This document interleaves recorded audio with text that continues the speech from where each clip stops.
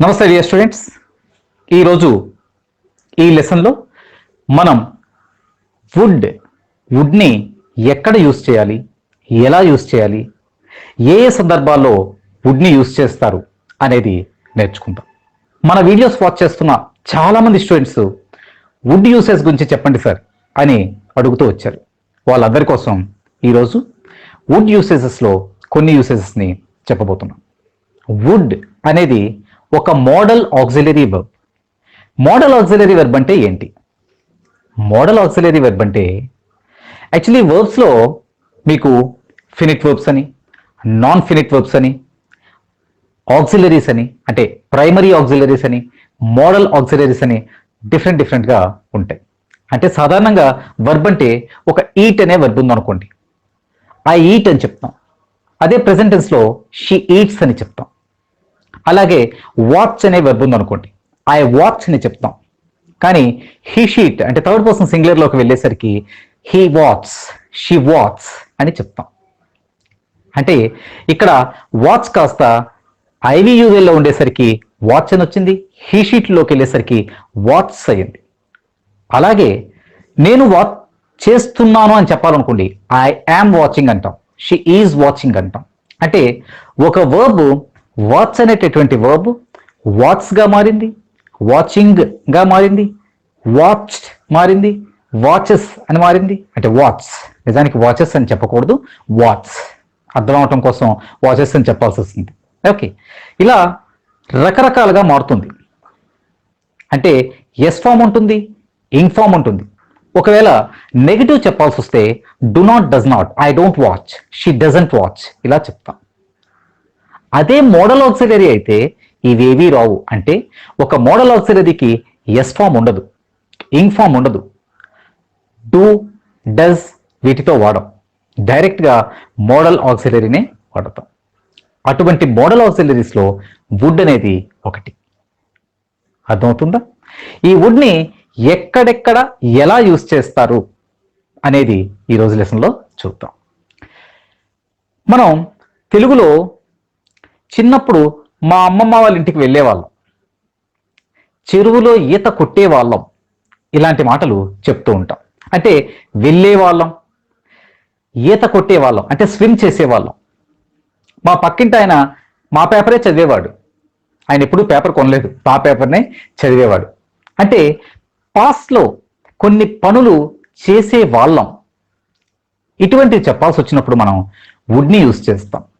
ఒకటి గుర్తుపెట్టుకోండి, వుడ్ని యూస్ చేసిన తర్వాత వుడ్ తర్వాత ప్రెజెంట్ ఫార్మ్ ఆఫ్ వర్బ్ అంటే would go, would watch, would eat ఇలాంటివే వాడాలి. అంటే వుడ్ తర్వాత ఎప్పుడు ప్రెజెంట్ ఫార్మ్ ఆఫ్ వర్బే వస్తుంది తప్ప వుడ్ వెంటని, వుడ్ గాన్ అని ఇలాంటి మాటలు రావు.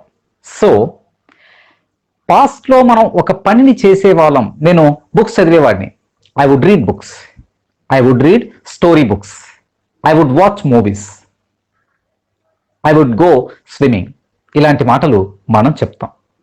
ఫర్ ఎగ్జాంపుల్, మనం చిన్నప్పుడు మా అమ్మమ్మ వాళ్ళ ఇంటికో మా నాన్నమ్మ వాళ్ళ ఇంటికో వెళ్ళే వాళ్ళం అని చెప్పాల్సి వచ్చింది అనుకోండి, అప్పుడు ఎలా చెప్తాం? We would go to our grandma's home, we would go to our grandma's home during the summer. సమ్మర్లో మేము మా గ్రాండ్ మా ఇంటికి వెళ్ళే వాళ్ళం. వి వుడ్ గో స్విమ్మింగ్, మేము స్విమ్మింగ్కి వెళ్ళే వాళ్ళము. When we were children we would go swimming, మేము పిల్లలుగా ఉండేటప్పుడు స్విమ్మింగ్కి వెళ్ళేవాళ్ళం. గమనిస్తున్నారా? During our summer holidays we would go to our grandma's home. We were children, when we were children we would go swimming. Our neighbour would read our newspaper, he never bought any newspaper, he would always read our newspaper. గమనిస్తున్నారా? అంటే ఒక పనిని మనం గతంలో చేసేవాళ్ళం అని చెప్పడానికి వుడ్ని use చేస్తాం. అయితే ఇటువంటి స్ట్రక్చరే ఎక్కడో విన్నట్టుంది కదా. ఒక్కసారి మన వీడియోస్ చూసిన వాళ్ళు రికలెక్ట్ చేసుకోవచ్చు.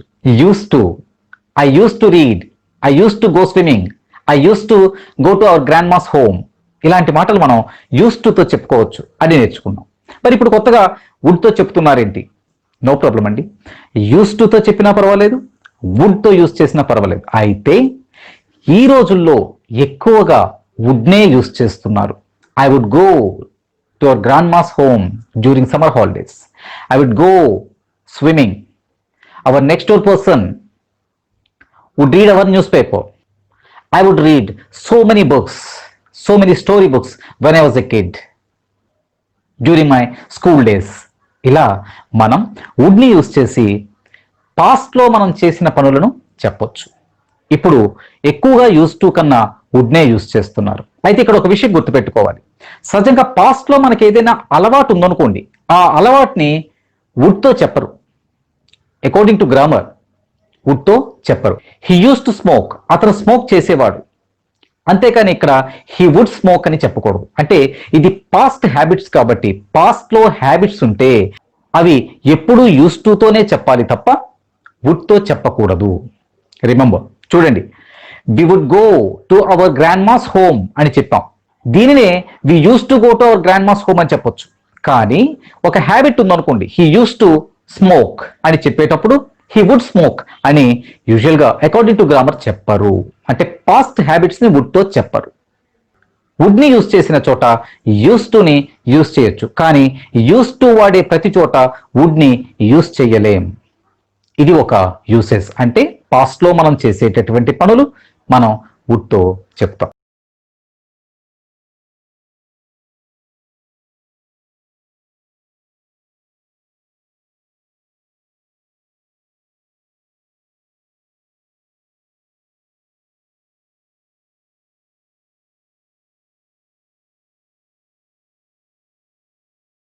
సెకండ్ యూసేజ్ని చూద్దాం.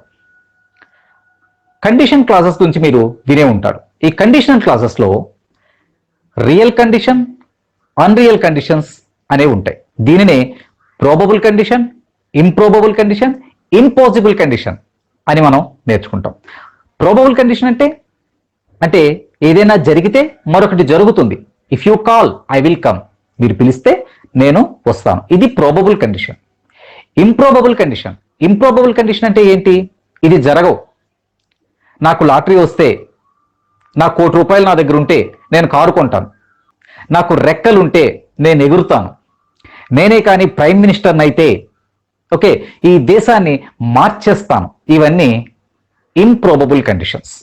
ఇవి అన్రియల్ కండిషన్ కూడా చెప్పుకుంటాం. ఈ అన్రియల్ కండిషన్స్ చెప్పేటప్పుడు మనం వుడ్ని యూస్ చేస్తాం. ఎలా అంటే, నాకు కనుక రెక్కలుంటే నేను ఎగిరిపోతాను. ఇందులో రెండు పార్ట్స్ ఉన్నాయి. ఒక పార్ట్ ఏంటి? నాకు కనుక రెక్కలుంటే. సెకండ్ పార్ట్ ఏంటి? నేను ఎగిరిపోతాను. ఈ నాకు కనుక రెక్కలుంటే అనేది కండిషన్. ఇఫ్ ఐ హ్యాడ్, ఎప్పుడు ఇఫ్ తర్వాత సబ్జెక్ట్ తర్వాత పాస్ట్ ఫామే వస్తుంది. ఇక్కడ ఇఫ్ ఐ హ్యాడ్ వింగ్స్, ఇక్కడ ఇఫ్ ఐ హ్యావ్ అని చెప్పకూడదు. అన్రియల్ కండిషన్ కాబట్టి దీన్ని ఇంగ్లీష్లో ఎలా చెప్తారు? If I had wings. If I had wings. ఇప్పుడు మెయిన్ క్లాస్లోకి వెళ్దాం. I would fly, I will fly అని చెప్పకూడదు. If I had wings I would fly. అర్థమవుతుందా? If I became prime minister, ఇది నిజంగా impossible. If I became prime minister I would change our India. I would help the poor. ఏదో చెప్తాం.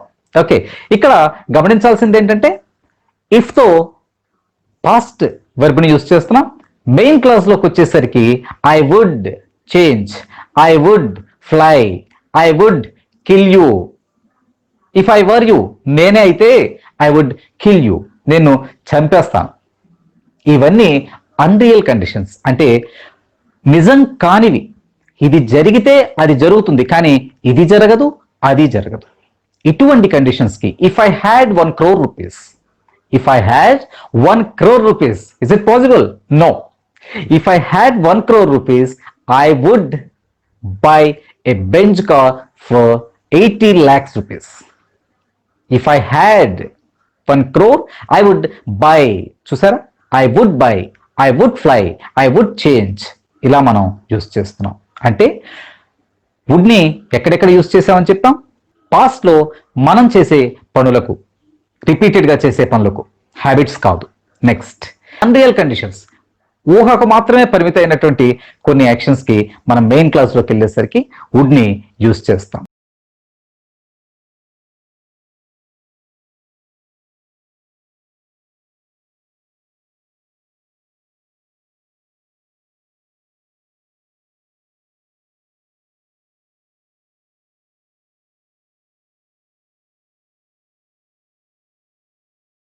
Next reported స్పీచ్లో విల్కి బదులుగా వుడ్ని use చేస్తాం. Reported స్పీచ్లో విల్కు బదులుగా వుడ్ని use చేస్తాం. అంటే ఏంటి సార్? ఏం లేదండి. రిపోర్టెడ్ స్పీచ్ అంటే ఏంటి? ఇద్దరు పర్సన్స్ మాట్లాడుకుంటూ ఉండటం. ఈ ఇద్దరు పర్సన్స్ మాట్లాడుకున్నటువంటి వాటిని ఒకరితో ఒకరు మాట్లాడుకున్న దాన్ని డైరెక్ట్ స్పీచ్ అంటాం. ఈ ఇద్దరు మాట్లాడుకున్నటువంటి మాటల్ని ఈయన కానీ, రెండో పర్సన్ కానీ, ఫస్ట్ పర్సన్ కానీ, లేదా వీళ్ళు మాటలు విన్నటువంటి థర్డ్ పర్సన్ కానీ ఆ మాటల్ని వేరెవరికైనా చెప్తే అది రిపోర్టెడ్ స్పీచ్ అని అంటాం. అంటే నేను ఇంకొక ఆయన మాట్లాడుకుంటుంటే అది డైరెక్ట్. ఈ మాటల్ని నేను వేరెవరికైనా చెప్తే మా ఇద్దరి మధ్యన జరిగినటువంటి మాటల్ని నేను వేరెవరికైనా చెప్తే, లేదా ఆయన వేరెవరికైనా చెప్తే, లేదా ఆయన నేను మాట్లాడుకుంటున్న మాటల్ని మీరు విని మీరెవరికైనా చెప్తే అది ఇండైరెక్ట్ స్పీచ్. అంటే ఒకరు చెప్పినటువంటి మాటలు యథాతథంగా మరొకరికి చెప్తే డైరెక్ట్, అలా కాకుండా మార్చి చెప్తే ఇండైరెక్ట్. అంటే ఏంటంటే ఏ అనేటటువంటి ఒక వ్యక్తి బితో చెప్తున్నాడు. ఏం చెప్తున్నాడంటే I will go to Delhi tomorrow. I will go to Delhi tomorrow. A said to B. A బితో చెప్పారు. దీన్నే రిపోర్టెడ్ స్పీచ్లోకి తీసుకెళ్తే మనం ఎలా చెప్తామంటే ఏ టోల్డ్ బి. ఏ బితో చెప్పారు. ఏమని? I would go to Delhi అని చెప్పాడు అనుకోండి, లేదా I will go to Delhi అని చెప్పాడు అనుకోండి. ఈ చెప్తున్నటువంటి మనిషి ఢిల్లీ వెళ్తున్నాడని అర్థం వస్తుంది. కానీ ఇక్కడ వెళ్తున్నది ఎవరు? ఏ. జాగ్రత్తగా అర్థం చేసుకోండి. ఏ చెప్తున్నాడు బితో I will go to Delhi. ఇప్పుడు ఈ మాటల్ని సి అనేవాడు విని వేరెవరితోనో చెప్తున్నాడు. A told B that he. ఎవరు? ఏ. హీ అంటే ఇక్కడ A. He would go to Delhi. He would go to Delhi. మీకు అర్థమవుతుందా? అంటే డైరెక్ట్లో విల్ యూజ్ చేస్తే ఇండైరెక్ట్లో చెప్పేటప్పుడు దానికి వుడ్గా మారుతుంది. అంటే ఆ విల్ అనేది వుడ్గా మారుతుంది. ఇదే ఏ రిపోర్ట్ చేస్తాం అనుకోండి. ఏ అని చెప్తున్నాడంటే I told B that I would go to Delhi. ఇదే బి కూడా రిపోర్ట్ చేయొచ్చు. బి ఏమని చెప్తున్నాడంటే A told me that he would go to Delhi. అంటే వుడ్ని ఎక్కడెక్కడ యూజ్ చేస్తున్నాం? పాస్ట్లో రిపీటెడ్ యాక్షన్స్ చెప్పేటప్పుడు వుడ్ని యూజ్ చేస్తున్నాం, నేర్చుకున్నాం. నెక్స్ట్ ఎక్కడ యూజ్ చేస్తున్నాం అని చెప్పుకున్నాం. ఒక అన్రియల్ కండిషన్స్ చెప్పేటప్పుడు మెయిన్ క్లాస్లో వుడ్ని యూజ్ చేస్తామని చెప్పుకున్నాం. నెక్స్ట్ మూడో పాయింట్ ఏం చెప్పుకున్నాం? ఎవరైనా మాట్లాడుకుంటున్నటువంటి మాటల్లో డైరెక్ట్ స్పీచ్లో విల్ ఉంటే ఇండైరెక్ట్ స్పీచ్లోకి దాన్ని మార్చేటప్పుడు వుడ్గా మారుతుంది అని చెప్పుకున్నాం. ఇక్కడ వరకు 3 పాయింట్స్ని మనం చెప్పుకున్నాం. ఓకే, ఇక ఫోర్త్ పాయింట్. ఈ ఫోర్త్ పాయింట్ కూడా ఆల్రెడీ మీకు తెలిసే ఉండొచ్చు. వుడ్ తర్వాత హ్యావ్ ప్లస్ పాస్ట్ పార్టిసిపిల్ వస్తుంది. అంటే నువ్వు అడిగుంటే నేను ఇచ్చి ఉండేవాడిని. If you had asked. Impossible కండిషన్స్లోనే థర్డ్ కండిషన్ అనమాట. Probable condition, improbable condition, impossible conditions. ఈ ఇంపాసిబుల్ కండిషన్స్లో మీనింగ్ ఎలా వస్తుంది, వుడ్ని ఎలా యూజ్ చేస్తున్నారో చూద్దాం. If you had asked me. If you had asked me, నువ్వు నన్ను అడిగి ఉంటే. ఇక్కడ ఇఫ్ క్లాస్లో ఎప్పుడు కూడా హ్యాడ్ వచ్చి హ్యాడ్ తర్వాత పాస్ట్ పార్టిసిపిల్ ఫామ్ వస్తుంది. If you had asked me, నువ్వు అడిగి ఉంటే, నిజానికి నువ్వు అడగలేదు. If you had asked me I would have given. I would have helped. If you had asked me I would have given. నువ్వు అడిగి ఉంటే నేను ఇచ్చి ఉండేవాడిని. ఇక్కడ వుడ్ తర్వాత హ్యావ్ ప్లస్ పాస్ట్ పార్టిసిపిల్ వచ్చింది, గమనించండి. If you had invited. If you had invited, నువ్వు ఇన్వైట్ చేసి ఉంటే she would have attended the party. If you had invited, నువ్వు ఇన్వైట్ చేసి ఉంటే she would have attended the party. ఆమె అటెండ్ అయ్యి ఉండేది. నువ్వు ఇన్వైట్ చేయను లేదు, ఆమె అటెండ్ అవ్వను లేదు. ఇక్కడ ఒక వుడ్ని యూజ్ చేసాం. ఎక్కడెక్కడ వుడ్ని యూజ్ చేసామండి? ఫస్ట్ యూస్ టు ఎలా వాడతామో అలా వుడ్ని యూజ్ చేయొచ్చు అని చెప్పుకున్నాం. పాయింట్ నెంబర్ 2 అన్రియల్ కండిషన్స్లో జరగనివి, ఊహాజనితమైనటువంటివి, ఇమాజినరీ యాక్షన్స్లో మనం వుడ్ని యూస్ చేయొచ్చని తెలుసుకున్నాం మెయిన్ క్లాస్లో. If I had wings I would fly. Third point ఏంటి? ఇండైరెక్ట్ స్పీచ్లో అంటే డైరెక్ట్ స్పీచ్లో విల్ని యూస్ చేసే చోట ఇండైరెక్ట్ స్పీచ్లోకి వచ్చేసరికి వుడ్ అని చెప్పుకున్నాం. అంటే ఇది 3 పాయింట్లు. ఫోర్త్ పాయింట్ ఏంటి?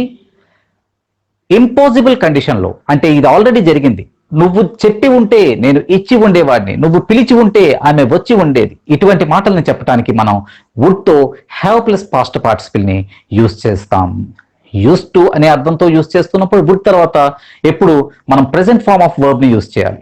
అదే సెకండ్ పాయింట్ లో అన్రియల్ కండిషన్స్ లో వుడ్ తర్వాత ప్రెసెంట్ ఫార్మ్ ఆఫ్ వర్బ్ ని యూస్ చేస్తాం. ఇండైరెక్ట్ స్పీచ్ లో విల్ స్థానంలో వుడ్ ని యూస్ చేస్తాం. ఇక్కడ కూడా వుడ్ తర్వాత ప్రెసెంట్ ఫార్మ్ ఆఫ్ వర్బ్ ని యూస్ చేస్తాం. ఫోర్త్ పాయింట్ లో మాత్రం వుడ్ తర్వాత హ్యావ్ వస్తుంది, హ్యావ్ తర్వాత పాస్ట్ పార్టిసిపిల్ వస్తుంది. సో ఈ లెసన్ లో మనం 4 పాయింట్స్ ని నేర్చుకున్నాం. వుడ్ యూసేజ్ లో 4 పాయింట్స్ నేర్చుకున్నాం. మిగతాది నెక్స్ట్ లెసన్ లో చూద్దాం. ఇంకా వుడ్ యూసేజెస్ ఉన్నాయి, వాటిని నెక్స్ట్ లెసన్ లో చూద్దాం. Thank you very much. ఈ వీడియో మీకు నచ్చితే లైక్ చేయండి, షేర్ చేయండి మరియు వీడియో దిగువ సబ్స్క్రైబ్ బటన్ పై క్లిక్ చేసి సబ్స్క్రైబ్ చేయండి. మరిన్ని వీడియోలు పొందండి.